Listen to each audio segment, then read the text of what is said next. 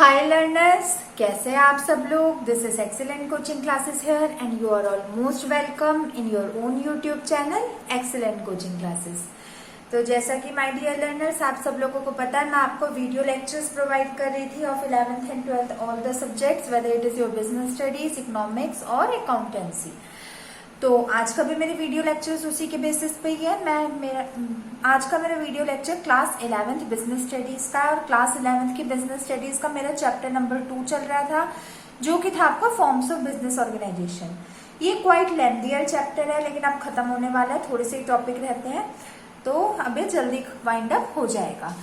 तो जैसे मैंने आपको कल की वीडियो में अपने बताया था, मैं 4 डेज की एक सीरीज स्टार्ट करने वाली हूँ, जो कि मेरा सब टॉपिक है आज का, स्टेजेस ऑफ कंपनी फॉर्मेशन। तो स्टेजेस ऑफ कंपनी फॉर्मेशन की मैं 4 डेज सीरीज स्टार्ट करने वाली हूँ आज से। आप अब ये पूछेंगे कि मैं इतना फोकस क्यों कर रही हूँ इस टॉपिक पे और सीरीज भी स्टार्ट करने की इसकी क्या जरूरत थी। इसका आंसर सिर्फ एक इतना है, क्योंकि ये जो एक ऐसे टॉपिक है, बाकी के भी टॉपिक वैसे 11th एंड 12th कोरिलेटेड होती है, no doubt in this, but जो ये आपका टॉपिक है स्टेजेस ऑफ कंपनी फॉर्मेशन, वो आपका ना कि सिर्फ 11th और 12th, बल्कि आप आगे ग्रेजुएशन करोगे, पोस्ट ग्रेजुएशन करोगे और कॉम्पिटिटिव लेवल में भी आपके बहुत काम आने वाला है। तो इसी रीजन की वजह से मैं आपको इसके हर एक स्टेजेस क्लियरली एक्सप्लेन करूंगी वाया सीरीज। तो ये 4 दिन की सीरीज है। 4 दिन की सीरीज क्यों है? क्योंकि इसमें 4 स्टेजेस होती है कंपनी फॉर्मेशन की। कौन कौन सी मैंने आपको पहले बता रखा है, फिर भी एक बार रिकॉल कर लेते हैं, वीडियो स्टार्ट करते हैं। और आज का हमारा डे 1 है, first day of 4 day series में। और लर्नर्स, अगर आप मेरे चैनल पे न्यू है और पहली बार मेरे चैनल पे ये फर्स्ट वीडियो देख रहे हैं, तो इस टॉपिक से पुरानी टॉपिक को देखने के लिए मेरे चैनल को आप कंसर्न करिए।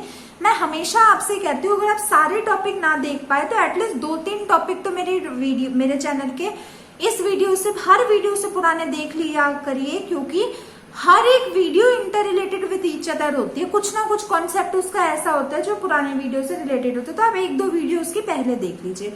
एक बात और लर्नर्स, अगर अभी तक आपने मेरे चैनल को सब्सक्राइब नहीं किया, then please subscribe my channel and press the bell icon in order to never miss any new update.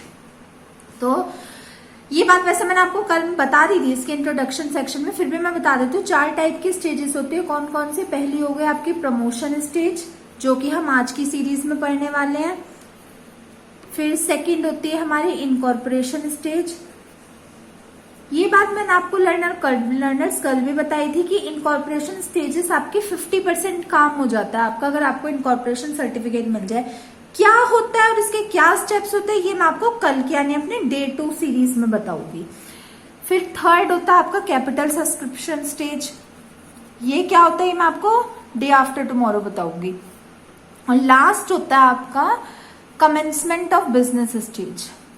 जब आपके पास, मैंने आपको कल भी बताया था, अगर आपके पास बिजनेस का सर्टिफिकेट आ गया, कमेंसमेंट ऑफ बिजनेस के अकॉर्डिंग आप लीगली अप्रूव्ड हो गए, तो आपकी कंपनी खुल सकती है। कमेंसमेंट ऑफ बिजनेस के बाद आपका 100% काम हो जाता है। तो हम देखें तो हमारी 4 स्टेजेस होती है ना कंपनी फॉर्मेशन की, इसीलिए मैंने 4 days series, 4 days series start की है। एवरी डे मैं आपको एक स्टेज को अच्छे से उसके हर एक कंटेंट, हर एक टर्मिनोलॉजी, हर एक टॉपिक के साथ क्लियर करवा दूंगी। तो let us start with our day 1 series for promotion stage. Day 1 series of promotion stage. तो लर्नर्स, पहले इस स्टेज को स्टार्ट करने से पहले मैं आपको बता दूं आखिर ये क्या होता है और कौन ये करता है। जो प्रमोशन स्टेज आपकी होती है, इसमें पूरा का पूरा एक सेंट्रल रोल होता है आपके प्रमोटर का। अब प्रमोटर कौन होता है, क्या उसके काम होते हैं, क्या उसकी लीगल स्टेटस होती है, किस लिए वो अपॉइंट होता है, किस रोल में वो सुटेबल होता है, ये सब की वीडियोस मैंने आपको ऑलरेडी डाल दी है, आप पहले उन्हें देख लेना। क्योंकि अगर आप मेरे ही स्टूडेंट्स हैं और मेरे ही चैनल से पढ़ाई करते हैं, तो आपको तो ये स्टेज समझने में आसानी होगी, क्योंकि इसकी 50% चीजें आपके प्रमोटर से रिलेटेड है। और जो न्यू लर्नर्स है वो पहले वहां पे जाके देख ले। तो प्रमोटर, फिर भी मैं अपने न्यू लर्नर्स के लिए बता दूं प्रमोटर कौन होता है। प्रमोटर एक ऐसा बंदा होता है, एक ऐसा इंसान होता है, एक ऐसा पर्सन होता है who who initiates the business idea. मतलब आपको किस तरीके का बिजनेस करना है, सबसे पहले वो आइडिया जिस इंसान के दिमाग में आता है वो होता है promoter. Let it be, suppose करिए मैं एक ओनर हूं, मेरे पास बहुत पैसा है, सपोज करिए मैं अपने पैसे को लगाना चाहती हूँ अपनी कंपनी में, लेकिन अगर कोई बंदा इतना इंटेलिजेंट ही नहीं है ये सोच के कि वो अपना किस टाइप का बिजनेस रन कर सकते, तो उसका पैसा कल भी वेस्ट होएगा, आज भी वेस्ट होएगा। ये बात मैंने आपको पहले भी बताई है कि एक वेल्दी इंसान यानी जिसके पास पैसा है, जरूरी नहीं है वो इंटेलिजेंट भी हो। It is not so that wealth and intelligent comes directly to a person. तो इंटेलिजेंट वो पर्सन हो या ना हो, जो अमीर हो, ये बात होता नहीं है। और कई बार ऐसा होता है जिसके पास इतनी फाइनेंशियल कंडीशन ठीक नहीं होती वो बहुत इंटेलिजेंट होता है। तो जो अच्छी और बड़े स्केल पे कंपनीज होते हैं, दो टाइप की कंपनीज आपके सिलेबस में लर्नर्स, प्राइवेट कंपनी और पब्लिक कंपनी, गवर्नमेंट कंपनी और मल्टीनेशनल कंपनी आपके अभी के फिलहाल सिलेबस में नहीं है, आगे के कॉन्सेप्ट है। मैं 12th के लिए इसकी भी वीडियो जल्दी अपलोड कर दूंगी। तो लर्नर्स, ये जो आपका प्रमोटर का काम होता है बेसिकली अपने आइडिया को सोचना। जो इंटेलिजेंट लोग होते हैं जिन्हें अपने पैसे को बढ़ाना होता है, मल्टीप्लाई देयर वेल्थ करनी होती है, वो एक प्रमोटर को हायर कर लेते हैं। देखो इतने सारे लोग होते हैं एक कंपनी में, अगर एक प्रमोटर आ जाएगा तो कोई फर्क तो पड़ेगा नहीं। तो प्रमोटर का क्या काम होता है, उसको ना जो एक ओनर होता है वो बता देता है मेरे पास इतना पैसा है, लेट इट बी, उसे 1 लाख रुपीज अपने किसी बिजनेस में इन्वेस्ट करना है। तो ये सारी ड्यूटी प्रमोटर की होती है। How to start a business, which kind of business is suitable, how to invest their money and how to regain more and more profit out of 1 lakh. एक प्रमोटर का काम होता है वो हमेशा ये सोचेगा 1 लाख के कैसे 5 लाख किए जाए। और अगर हो सकता है अगर ये ओनर ने खुद ही अपने पैसे अपने बिजनेस में लगा ले 1 लाख के, उसके बल्कि 10,000 क्या माइनस में ही चले जाए। तो प्रमोटर एक ऐसा इंसान होता है जिसके दिमाग में सबसे पहले बिजनेस आइडिया आता है, जो सबसे पहले ये बात सोचता है कि इस तरीके का बिजनेस किया जाएगा। ओके लर्नर्स, फिर सेकेंडली वो क्या करता है, वो कैपिटल को असाइन करता है, कैपिटल को कलेक्ट करता है। कैपिटल किस किस तरीके से कलेक्ट की जाती है ये मैं आज की वीडियो में आपको आगे बताऊंगी। और थर्ड पॉइंट होता है वो अपने बिजनेस को प्रमोट करता है। प्रमोट कैसे, अब ऐसा तो है नहीं कि वो घर घर जाके बताएगा कि हमारा बिजनेस है हमसे चीज ले लो। प्रमोशन के भी बहुत सोर्स होते हैं। ये आपके 12th का टॉपिक है, 12th इसको पता होगा, वरना उनके लिए मैं जल्दी आप इसकी वीडियो लेक्चर्स भी अपलोड करूंगी।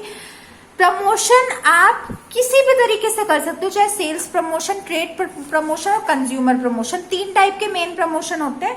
अब बाकी इनके सब डिवाइडेड पार्ट्स होते हैं, वो मैं आपको बाद में बताऊंगी। This is not included in your syllabus right now. तो प्रमोटर का काम होता है बिजनेस को, आइडिया को जनरेट करना, वेल्थ को मल्टीप्लाई करना, कैपिटल को बनाना, बिजनेस को लास्ट में प्रमोट करके ग्रो करना। तो ये जो प्रमोटर के काम होते हैं, अब ये देखो प्रमोशन स्टेज है तो प्रमोटर ही है, तो प्रमोटर इसमें सेंट्रल रोल, पाइवेट रोल या मेन रोल प्ले करता है। सेंट्रल, पाइवेट या मेन रोल, इसका मतलब होता है जो सारा बिजनेस होता है, सारी ये जो प्रमोशन स्टेज होती है वो प्रमोटर के इर्द गिर्द घूमती है। क्यों? क्योंकि इसमें इसी का ही मेन रोल होता है। अब चलिए देख लेते हैं अपने प्रमोशन स्टेज में मेन क्या होता है। प्रमोशन स्टेज में सबसे पहले प्रमोशन स्टेज बिगिंस होती है, स्टार्ट होती है जब आपके पास एक अच्छा सा बिजनेस आइडिया हो। It begins when you have a profitable idea. कई बार लर्नर्स ये एक आपका 1 मार्क्स का क्वेश्चन आ सकता है, या आपका कई बार प्रैक्टिकल में, आपके 11th के प्रैक्टिकल में और 12th के प्रैक्टिकल में, तो ना जो प्रैक्टिकल वाले होते हैं वो जान के ऐसे क्वेश्चन पूछते हैं जो 11th के होते हैं, वो भी छोटी छोटी बारीकियां। ये बारीकी आपको सिर्फ मेरे ही चैनल में मिलेगी।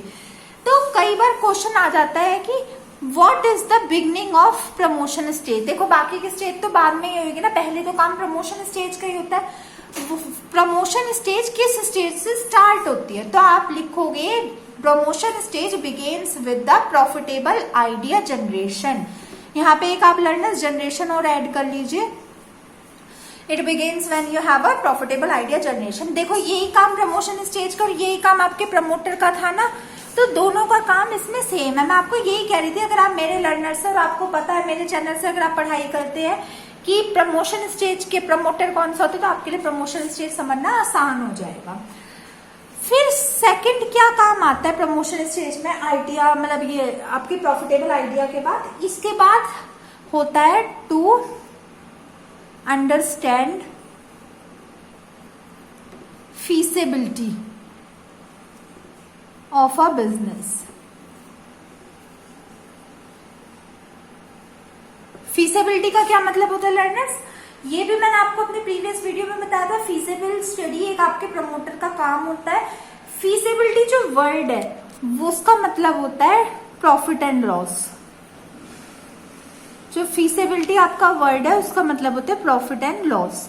तो एक प्रमोटर का काम होता है feasibility स्टडी को करना। मतलब आप अगर अपना पैसा किसी कंपनी में लगा रहे हो, उससे वही बात है आपको किस अमाउंट में प्रॉफिट होगा, किस अमाउंट में लॉस होगा, वो सारा काम देखता है हमारा प्रमोटर। अब फीसिबिलिटी स्टडीज भी आपके 3 टाइप की होती है। Technical feasibility, financial feasibility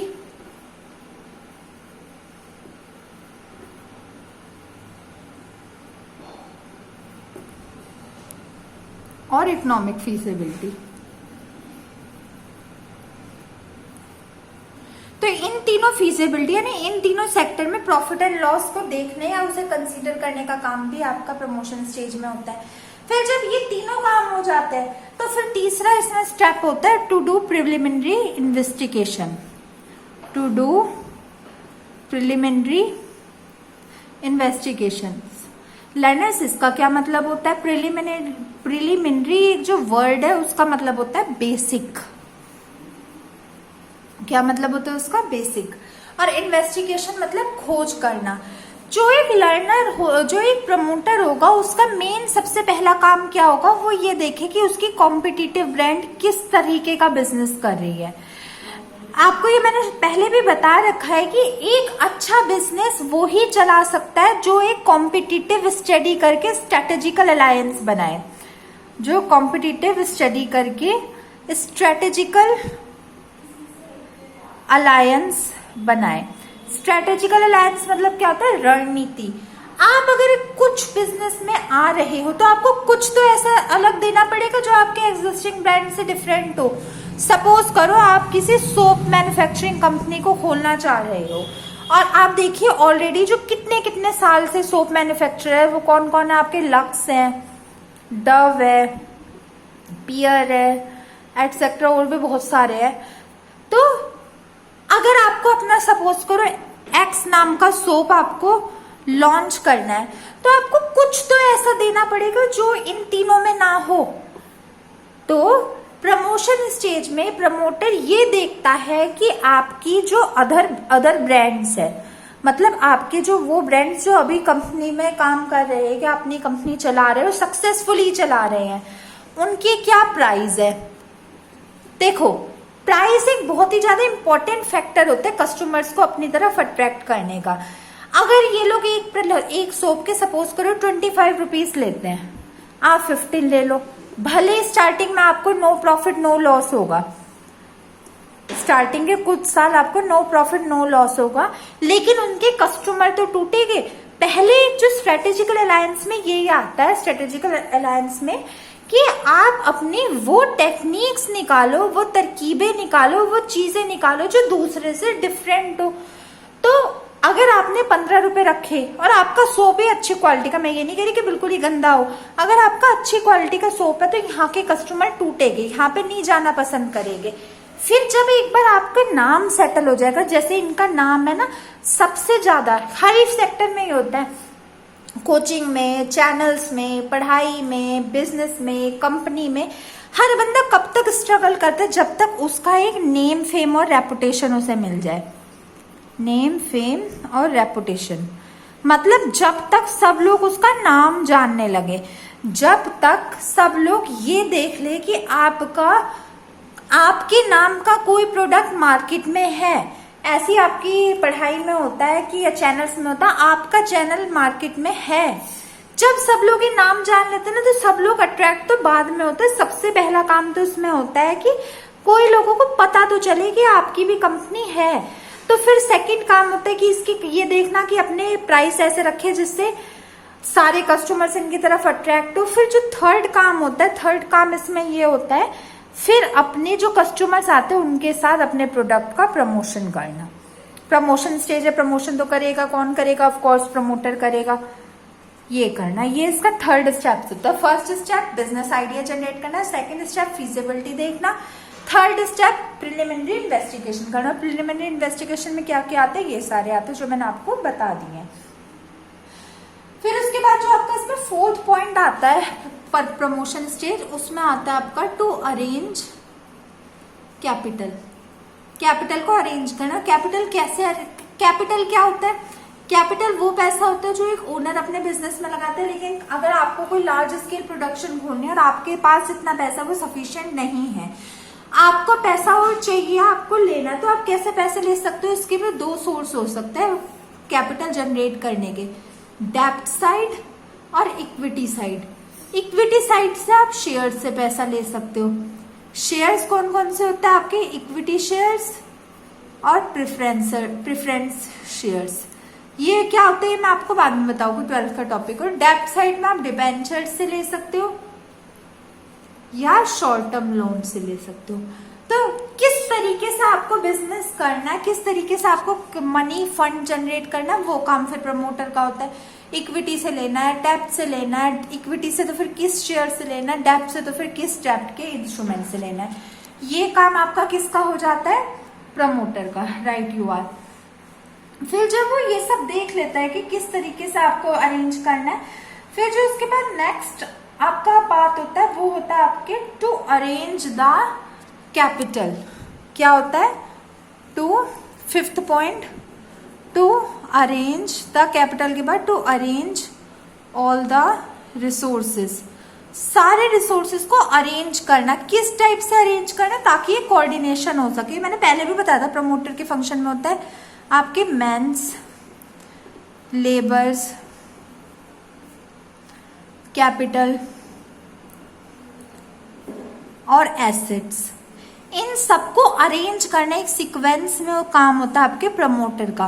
promoter arrange करते हैं, इनमें कोऑर्डिनेशन बनाते हैं। वो कैसे बनाते हैं? इसको इसकी ड्यूटी दी, इसको इसकी ड्यूटी दी, एसेट्स और कैपिटल से अपनी रिक्वायर्ड चीजें निकालो। और जब ये होता है आपस में भी एक दूसरे को इंटरलिंक करना। प्रमोटर का काम क्या होता है? हर चीज एक दूसरे से इंटरलिंक कैसे हो? उनमें अच्छा सा एक रिलेशन हो। ये काम भी फिर प्रमोटर का होता है। जब ये काम हो जाता है तो फिर लास्ट जो पॉइंट होता है इसका वो होता है आपका टू अरेंज या टू आइडेंटिफाई। लास्ट तो नहीं होता, मतलब फिर उसके बाद नेक्स्ट होता है आपका टू अरेंज या सी देयर रेस्पॉन्सिबिलिटी। अपनी रेस्पॉन्सिबिलिटी को समझना। मतलब दो टाइप की रिस्पॉन्सिबिलिटी होती है आपकी एक बिजनेस जो करता है। एक तो होता है आपकी सोशल रिस्पॉन्सिबिलिटी, एक होती है आपकी इकोनॉमिक रिस्पॉन्सिबिलिटी। इकोनॉमिक में सिर्फ अपना पैसा कमाओ, कोई मतलब नहीं दुनियादारी से, एनवायरनमेंट को हार्म हो, कुछ भी हो, हमें कोई मतलब नहीं है जी, हम तो अपना पैसा कमाएंगे। और दूसरा होता है सिर्फ सोशली कल्चर को देखोगे, हम अपने ऐसी चीजें करें चाहे हमें लॉस हो जाए लेकिन हमारी सोसाइटी अच्छी हो जाए। एक होता है इनके बीच का रास्ता जिन्हें हम कहते हैं सोशियो इकोनॉमिक। तो सोशियो इकोनॉमिक स्टेज में आपका इसमें क्या होता है कि ऐसा कुछ अरेंज करे जिसमें ना ही सोसाइटी को हार्म हो और अपना प्रॉफिट भी आ जाए।